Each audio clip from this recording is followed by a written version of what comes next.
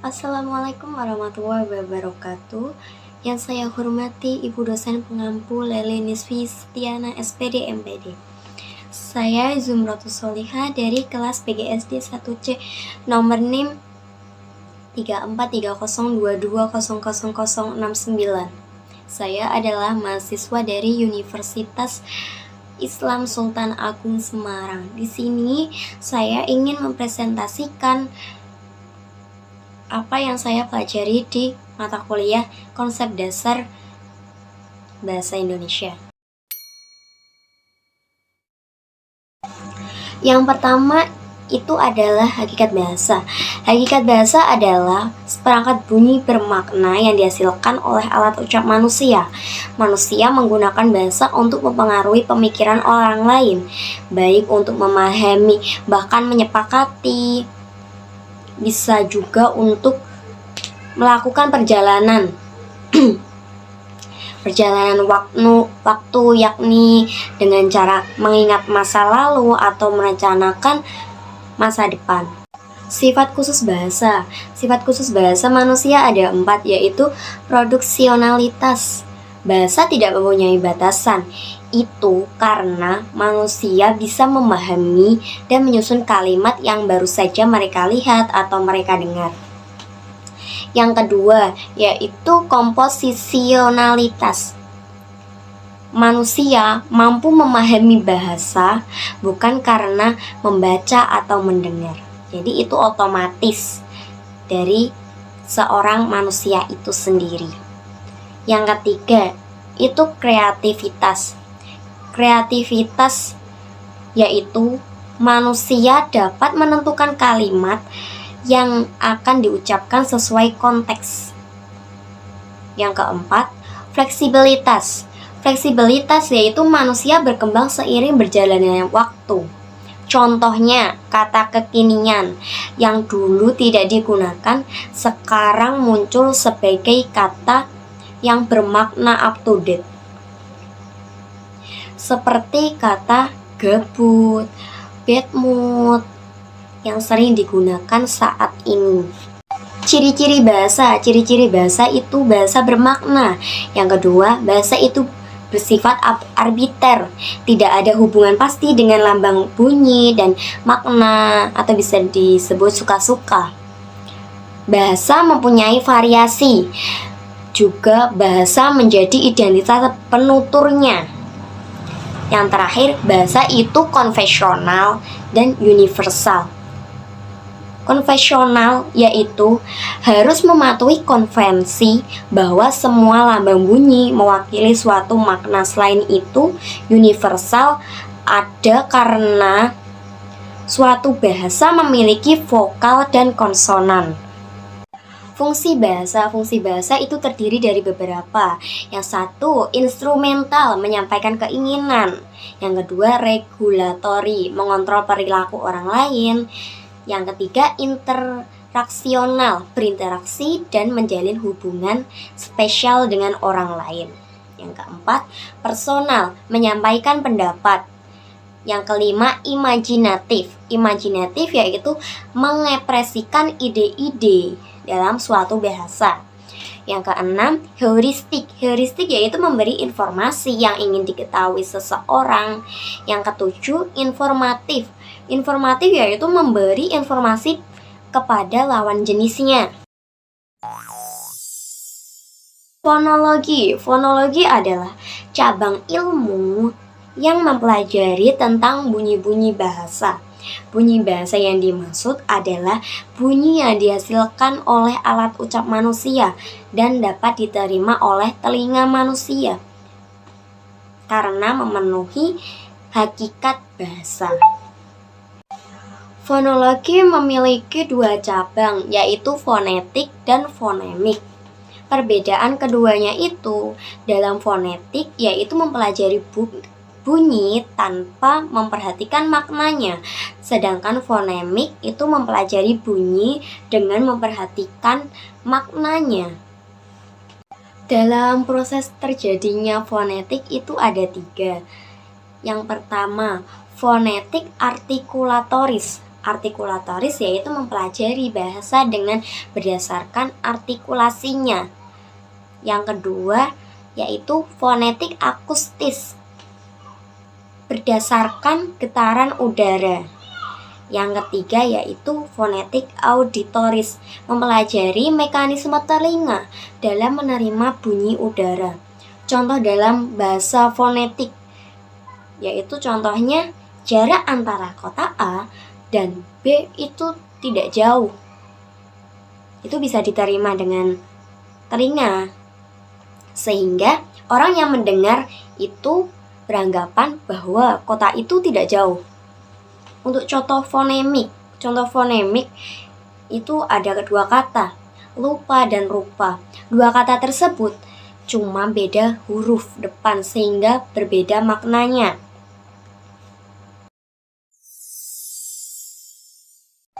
Alofon yaitu realisasi fonem yang ujarannya banyak mengalami perubahan.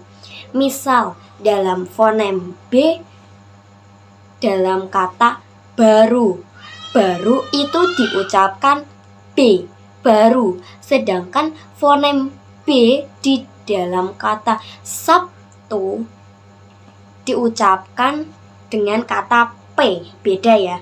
Walaupun itu B dibaca P. Morfologi adalah cabang ilmu bahasa yang mengkaji seluk-beluk kata serta mempengaruhi perubahan bentuk kata terhadap golongan dan arti kata. Jenis morfem atau morfologi yang ada di Indonesia yaitu ada 5. 1. Berdasarkan kebebasannya, yang kedua keunikannya, yang ketiga keutuhannya, yang keempat kandungan makna leksialnya, yang kelima pembentukan katanya. Proses terjadinya morfologi. 1. Pengimbuhan, yaitu cara pembentukan kata-kata dengan menghubungkan morfem yang satu dengan yang lain. Contohnya dengan kata awalan ber, me, per, pe, ke, se, dengan kata akhiran an, i, kan, nya, man, wa, dengan sisipan el, r, em. Yang kedua, pengulangan kata merupakan pengulangan satuan gramatik baik seluruhnya maupun sebagian, baik dengan variasi fonem atau tidak.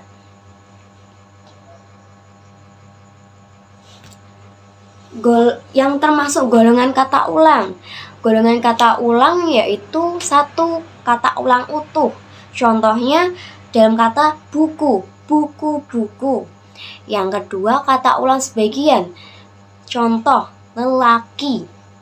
Kata ulang beribuhan. Contohnya sepeda-sepedaan. Itu terdapat kata imbuhan an di belakangnya. Yang keempat, kata ulang berubah fonem. Contohnya bolak-balik. Yang ketiga, kemajemukan. Itu dalam prosesnya kemajemukan yaitu mengacu pada konsep gabungan dua kata atau lebih yang memiliki makna baru. Yang keempat, pemendekan. Pada dasarnya bertujuan menghasilkan akronim. Itu pemendekan suatu kata, yaitu dengan contoh rudal. Rudal yaitu peluru kendali atau Monas. Monas itu monumen nasional.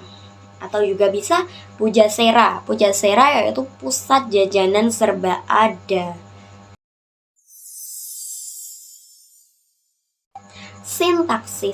Sintaksis merupakan cabang ilmu tata kalimat yang menguraikan hubungan antara unsur bahasa untuk membentuk sebuah kalimat. Fungsi sintaksis secara umum terdiri dari susunan subjek, predikat, objek, keterangan, perlengkapan.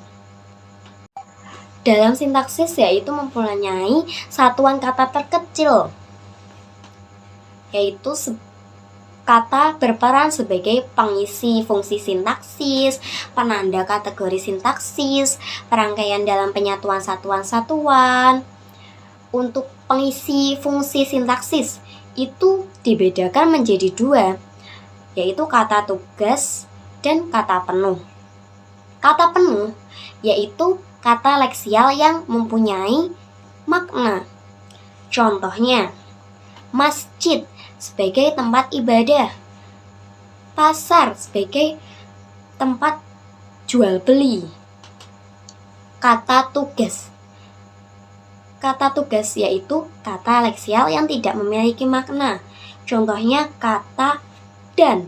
Kata dan itu tidak memiliki makna, tetapi memiliki tugas untuk menggabungkan dua kata tersebut agar menjadi kalimat. Jadi kata dan itu bertugas untuk menggabungkan dua kata. Frasa dan klausa. Frasa tidak mempunyai unsur predikat. Dalam tingkat tata bahasa, frasa berada di tingkat bawahan klausa dan di atas tingkat kata. Contohnya, Doni sedang membaca koran di teras. Frasanya itu sedang membaca koran. Frasa berdasarkan kategori kata yang menjadi unsur pusatnya, yaitu frasa nomina, verba, adjektiva, numeralia, preposisi, konjungsi. Nanti saya sertakan contohnya di sini ya. Berikutnya yaitu klausa. Klausa yang membedakan klausa dengan kalimat adalah intonasi final di akhir suatu bahasa itu, kalimat diakhiri dengan intonasi final, sedangkan klausa tidak. Klausa masih berpotensi untuk menjadi kalimat tunggal karena memiliki subjek dan predikat. Contoh, kami merasa senang, itu termasuk kata klausa. Sedangkan kalimat menurut KBBI yaitu kesatuan ujaran yang mengungkapkan suatu konsep pikiran dan perasaan. Ciri-ciri kalimat. 1. Dalam bahasa lisan diawali dengan kesenyapan dan diakhiri dengan kesenyapan. Dalam bahasa tulis diawali dengan huruf kapital dan diakhiri dengan tanda titik, tanda tanya, atau tanda seru. Yang kedua, mengandung pikiran yang utuh. Yang ketiga, mengandung urutan yang logis. Setiap kata atau kelompok kata yang mendukung fungsi SPOK disusun menurut fungsinya. Yang keempat, mengandung satuan, makna, ide, dan pesan yang jelas. Jenis kalimat berdasarkan fungsinya. Ini saya sertakan contohnya di sini. Dan berdasarkan jumlah klausanya di sebelah sini. Bisa dibaca ya teman-teman. Selanjutnya saya akan membahas tentang kalimat efektif. Kalimat efektif ialah kalimat yang memiliki kemampuan untuk menimbulkan kembali gagasan-gagasan pada pikiran pendengar atau pembaca seperti apa yang ada dalam pikiran pembicara atau penulisnya.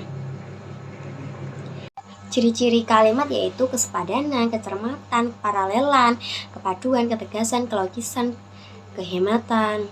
Dan sepertinya sudah cukup yang saya sampaikan dan sekian, terima kasih. Wassalamualaikum warahmatullahi wabarakatuh.